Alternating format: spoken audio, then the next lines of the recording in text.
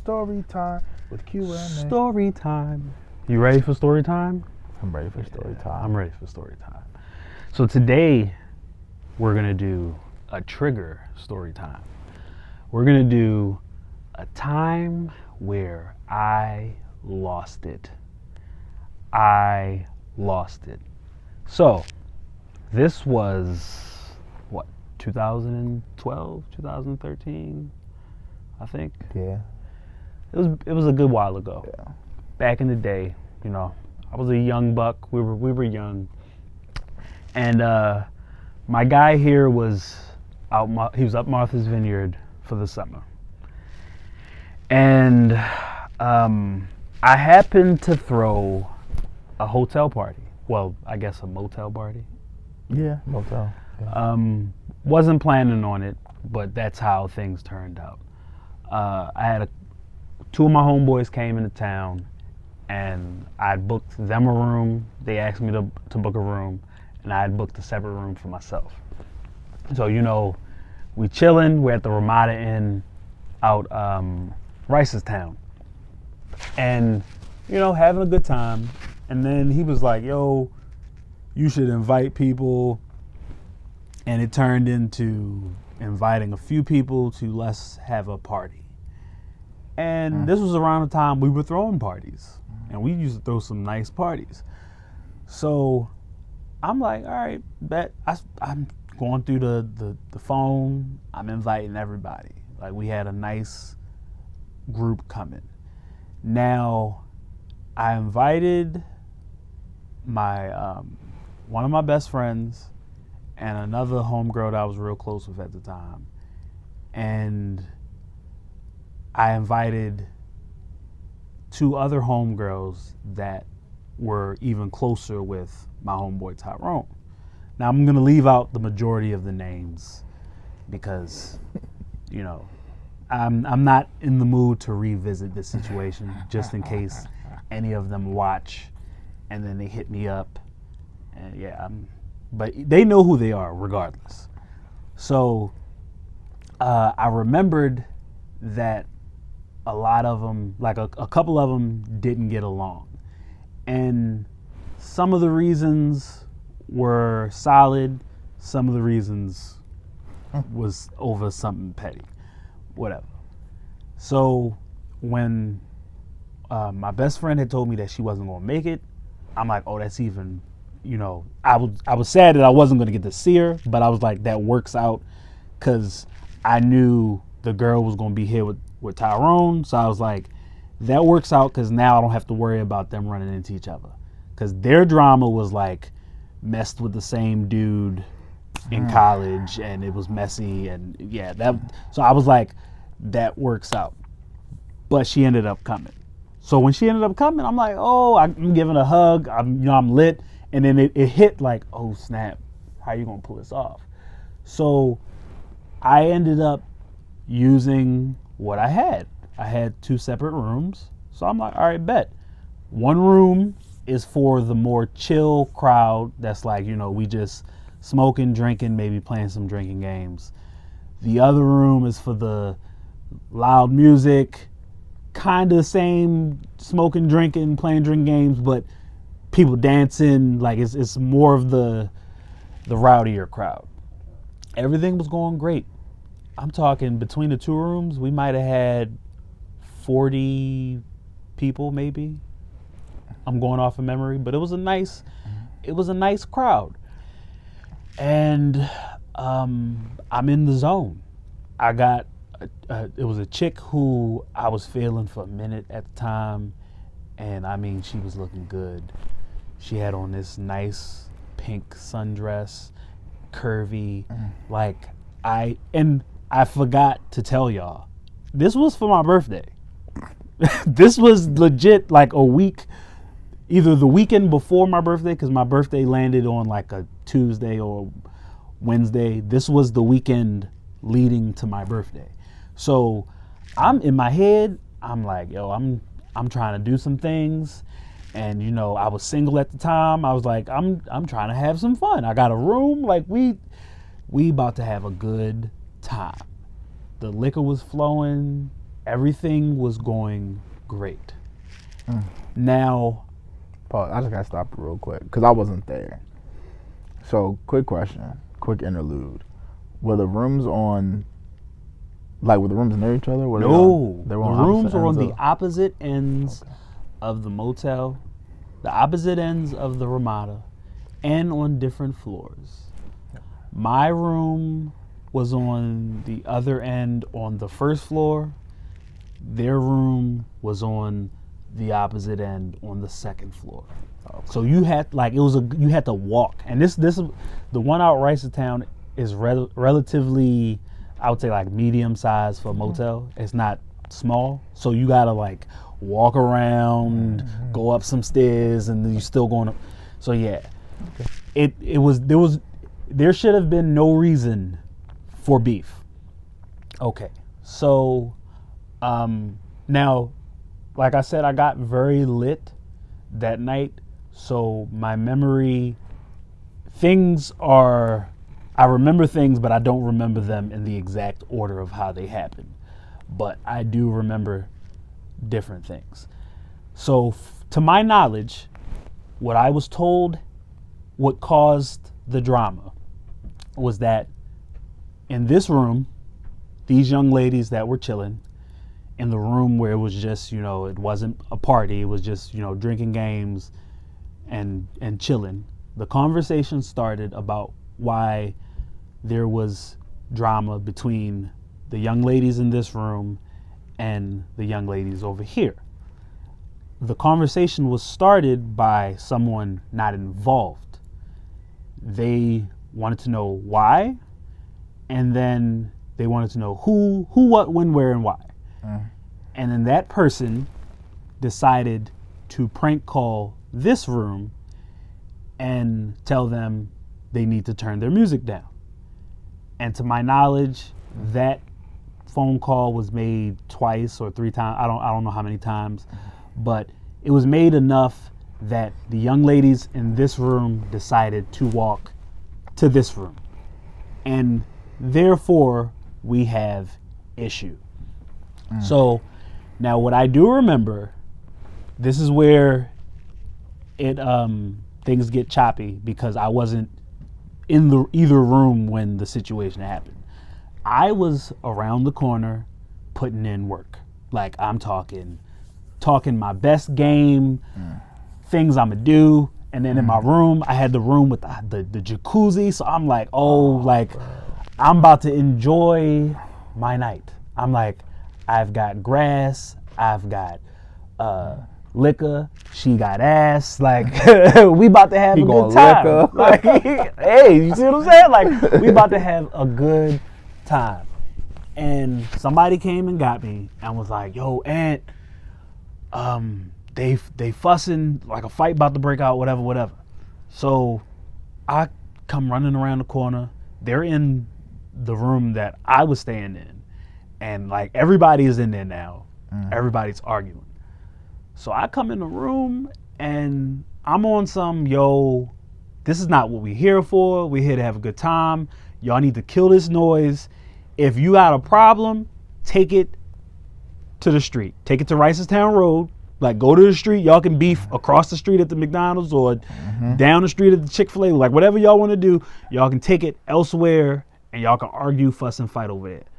I'm like, I ain't get these rooms for y'all to be in here wilding. Like y'all tripping. That's how I left it. My homeboy even has it recorded, and I still don't think I think I watched it once. But yeah, he has me wilding out on everybody. And I'm thinking, these are people who I went to school with all of them. Like I know all of these folks. I consider all of these folks friends. I'm young, naive. I'm thinking, they're gonna respect that this is my room.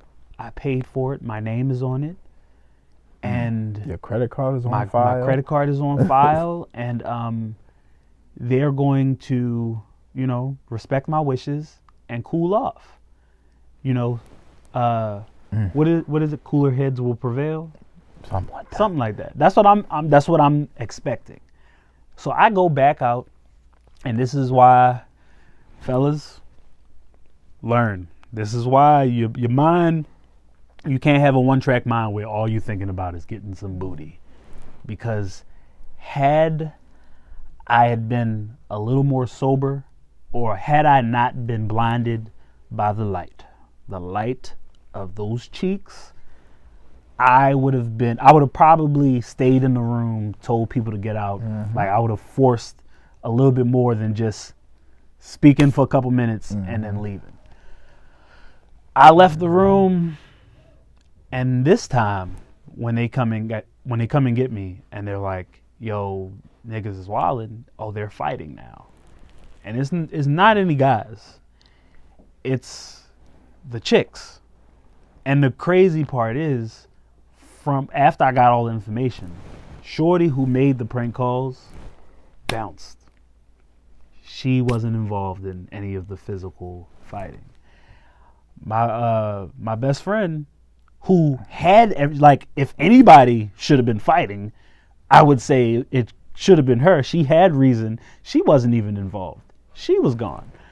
So now we got like a 2-on-3 fight, and I'm talking scrapping. I ain't talking about the usual let go of my head. No, I'm talking scrapping. The rumble at the Ramada. To the point where I was upstairs, and when somebody started calling me, I look over the balcony, and all I see is bodies flying. Like, I see this person trip over, the cement block in the parking spot that stops your car. Yeah, the little yellow thing. Somebody tripped over that, almost bust their head open, and I come downstairs. All of the other guests are standing in their doorways watching. Luckily, World Star wasn't that popping back then, because it definitely would have been on World Star. All of the guests were standing watching. From what I heard, bottles were thrown, like people broke stuff in the rooms. So I come running downstairs, and mind you, I knew everybody that was fighting, but I'm cool with 2 people on this side, 1 person on this side. So I split up the scrap between the 2 that I was the closest to. I pushed them apart, and I just pick up one, because now I'm hearing police sirens. So I just scoop up one. I got her like this, and I take her to my room, and I'm closing the door. I'm like, "Yo, what are y'all doing?" At this point, I am heated. And then, not even 5 minutes later, after being in the room, police open up. So I'm worried, because this was 2013. So I was on probation, because I got arrested that year. I was on probation. I was on probation for 2.5 years. So I'm on probation. I'm panicking. I'm like, yo, if I go to jail because of somebody else, because when you're black, especially a black male, you don't even need to be involved. Violation of probation is just being there. Like, something happened and you were there, you violated your probation. You smoking. Yeah. So I open the door, and they're deep. It's like 5 police officers, and they're like, "Are you Anthony Belcher?" I'm like, "Yes." They're like, "The manager of the hotel is requesting that you leave. Like, you have to get your things and leave." And the crazy part is, they were very nice. It was 2 white cops and like 3 black cops. The white chick was like, she said, "We know you weren't the one involved in the fight, because we were told that it was all females, but the hotel staff, the manager is asking you to leave." So I am pissed, because guess what? My card already got charged. I pack up my stuff. I'm heated. I had to get Jazz to drive me home. I had to get my homegirl to drive me home, who she was in town for the weekend. Like she was visiting, and so she had to drop me off home because I couldn't really drive. I was not only upset, but I was very intoxicated and high. And you can ask him. I called him when I got in the car. He was the first. He was the first person I called. This man was so pissed off, and it didn't help that when he called me, I was already a little intoxicated myself. So he's on the phone yelling. I think, wasn't your cousin in the car? Yeah. She was in the car yelling, and I'm trying to sober up. I'm thinking the worst. You know, I'm thinking, you know, somebody got hit up or the party got robbed or anything. You know, when you're drunk and then, you know, you hear somebody yelling, I was thinking the worst. When he told me that's why he got kicked out, it's one of those situations where you don't want to it's not funny at the time. And really, it's still not funny now, but I don't even know. Oh, go ahead. I was just gonna say that whole night was, or at least that hour, was hilarious and messed up because he was so pissed, like heated. So heated. To basically wrap things up, I was banned from the Ramada Inn, that location. I still might be banned. I never really had a reason to go back, but I've talked to him about it before. I do want to drive past and ask them just for, you know, shits and giggles, personal entertainment, just to see if I'm still banned. But the matter of fact, I believe it was the day before my birthday, because that Sunday morning I had to go. I was still in massage school, and I had clinicals that following morning, so I had to be up at like 8 a.m. and I'm sitting at the breakfast table, heated. And this was a weekend where I'm in the house by myself. Everybody's out of town, so I'm just sitting there stewing in all the memories of last night. I'm still a little intoxicated. I gotta now go massage strangers, and I was heated. And what made matters worse is nothing that can piss you off more than people calling you to fake apologize. I would have been fine with just, hey, Aunt, my bad. I shouldn't have done, last night shouldn't have gone the way it went. And then that's it. Mm-hmm. No, I had people, well, I'm sorry for the fact that you got kicked out, but if you wouldn't have invited, because here's my thing. And maybe I'm weird for being this way, but I'm the type of person, if a friend invites me somewhere and they have another friend that I'm not cool with, because it's their birthday, out of respect for them, even if it's not their birthday, if it's just an event that they invited me to, out of respect for them, I'm not going to be on no shit. Yeah, like I'm going, if it was somebody that he was cool with that I wasn't cool with, and he invites, like we're both invited, I'm gonna let him know, like, yo, I'm good. As long as, even if they do something, I'm still good. Now, if the person just hauls off and hit me, that's a different story. Yeah, I'm gonna defend myself, but I'm not gonna actively, like, I'm doing things leading up to, instigate it. You're not, antagonizing. Yeah. So I was getting that morning, I was getting a whole lot of no type of accountability. Like, hey, I'm sorry, but, like, if sorry is followed by but, then I feel like the sorry doesn't hold no weight. If I can't do something to my girl and be like, babe, I'm sorry, but if you would have, it holds no weight. So I was heated. And then after I get all those phone calls, that was probably the longest breakfast I've had in a long time. Because after I got those phone calls, which was like one after the other, I get a phone call from the security guard at the Ramada. Icing on the cake. She was like, I'm calling for Anthony Belcher. I'm like, yeah, this is he. Who's calling? She's like, oh, this is the security for the Ramada Inn out Ricestown Road. I'm like, oh my goodness. I'm thinking like somebody broke like the TV or lit something on fire and they about to bill me extra. She was just like, sir, I just want to let you know that you have been banned from this establishment and you are not allowed to rent. I mean, to rent whatever it's called, any of the rooms at this establishment. And then it's bad when a stranger gives you advice. She was like, I don't know you, Mr. Belcher, but from what I was told, you didn't have anything to do with the actions that happened that got you kicked out and banned. But she said, word of advice, don't ever, even though you might think people are your friends, she was like, don't get rooms in your name for other people.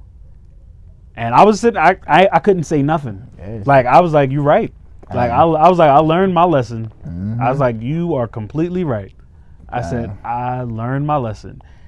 And after I got off the phone with her, that's when Tyrone pulled up with you-know-who in the car. And she gave me her apology in person.